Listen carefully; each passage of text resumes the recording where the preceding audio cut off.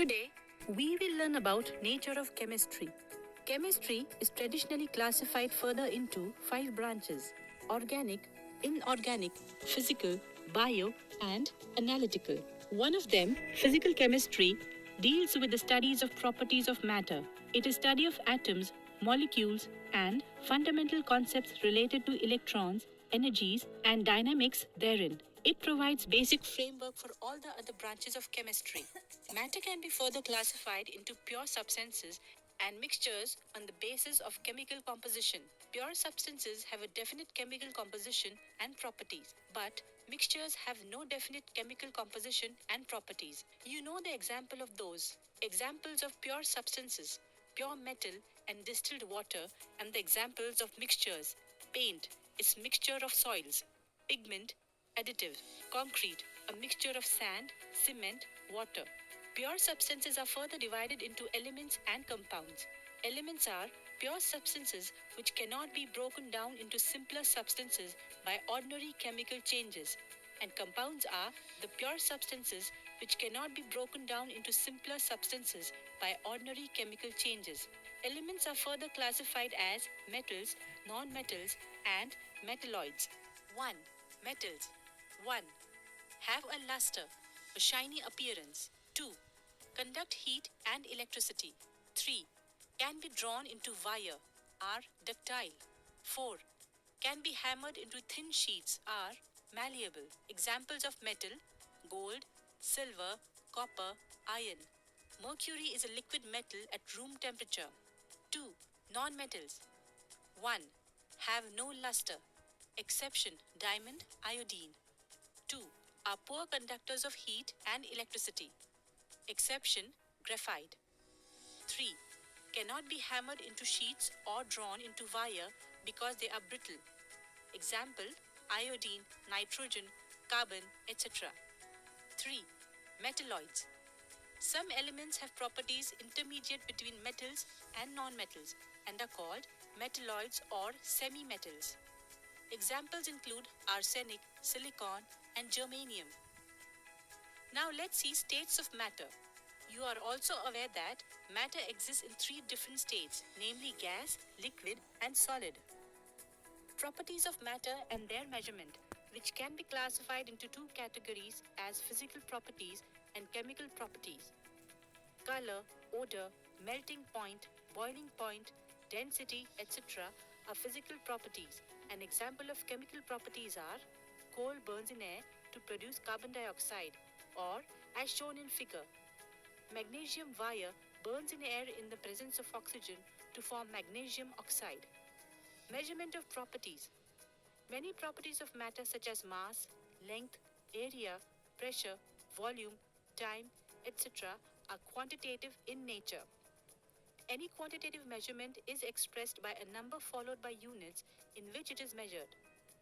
There are several systems in which units are expressed, such as CGS, centimeter for length, gram for mass, and second for time; FPS, foot, pound, second; and MKS, meter, kilogram, second, systems, etc. In 1960, the General Conference of Weight and Measure proposed a revised metric system called International System of Units, that is, SI units. Look at the table. Speed, volume, density, etc. can be derived from these quantities. Physical properties: mass and weight, length, volume, density, temperature. Laws of chemical combination, law of conservation of mass. Antoine Lavoisier, 1743 to 1794, a French scientist, is often referred to as the father of modern chemistry. He observed that total mass of reactants equals to total mass of products. When hydrogen gas burns and combines with oxygen to yield water, the mass of the water formed is equal to the mass of the hydrogen and oxygen consumed. Thus, the law of conservation of mass states that mass can neither be created nor destroyed. Law of definite proportions. French chemist Joseph Proust performed experiments on two samples of cupric carbonate. One of the samples was natural in origin and the other was a synthetic one. He found that the composition of elements present in it was same for both the samples as shown below. A given compound always contains exactly the same proportion of elements by weight. Law of multiple proportions. This law was proposed by John Dalton in 1803.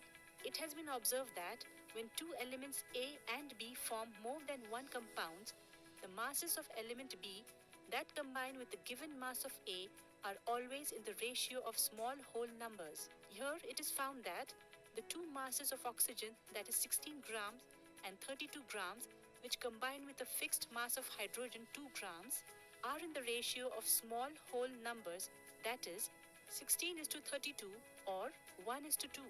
Gay-Lussac law of gaseous volume. This law was put forth by Gay-Lussac in 1808. The law states that when gases combine or are produced in a chemical reaction, they do so in a simple ratio by volume, provided all gases are at same temperature and pressure.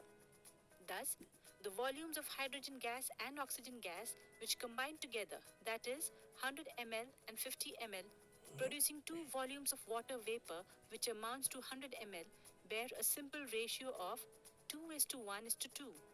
Avogadro law. In 1811, Avogadro proposed that equal volumes of all gases at the same temperature and pressure contain equal number of molecules. Two molecules of hydrogen gas combine with one molecule of oxygen to give two molecules of water vapor. Dalton's atomic theory. In 1808, Dalton published a new system of chemical philosophy in which he proposed the following features, which later became famous as Dalton's atomic theory. 1. Matter consists of tiny, indivisible particles called atoms. 2. All the atoms of a given element have identical properties including mass. Atoms of different elements differ in mass. 3. Compounds are formed when atoms of different elements combine in a fixed ratio. 4. Chemical reactions involve only the reorganization of atoms. Atoms are neither created nor destroyed in a chemical reaction. Atomic and molecular masses. You know about the terms atoms and molecules. Thus, it is appropriate here to understand what we mean by atomic and molecular masses. Atomic mass. Every element has a characteristic atomic mass. Atomic mass is the mass of an atom. It is actually very, very small. For example, the mass of one hydrogen atom is 1.6736 into 10 raised to minus 24 grams. This is very small quantity and not easy to measure. Average atomic mass. The atomic mass of such an element is the weighted average of atomic masses of its isotopes, taking into account them atomic masses of isotopes and the relative abundance, that is, percentage occurrence. This is called average atomic mass of an element. In the periodic table of elements, the atomic masses mentioned for different elements are actually their average atomic masses. Remember, as shown at table, in the periodic table of elements, the atomic masses mentioned for different elements are actually their average atomic masses.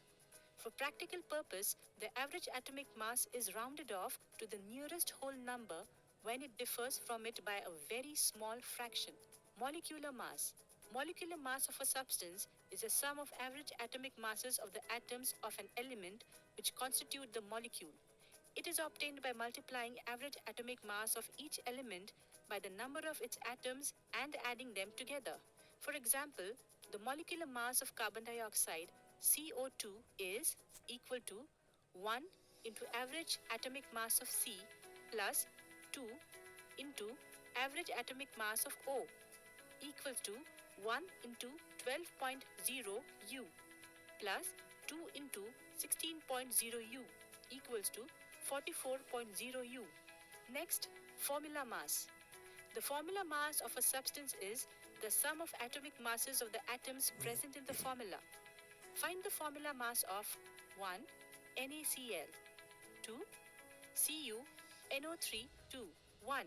Formula mass of NaCl equals to average atomic mass of Na plus average atomic mass of Cl equals to 23.0 U plus 35.5 U equals to 58.5 U. 2. Formula mass of Cu NO3 2 equals to average atomic mass of Cu plus 2 into average atomic mass of nitrogen plus average atomic mass of 3 oxygen equals to 63.5 plus 2 into 14 plus 3 into 16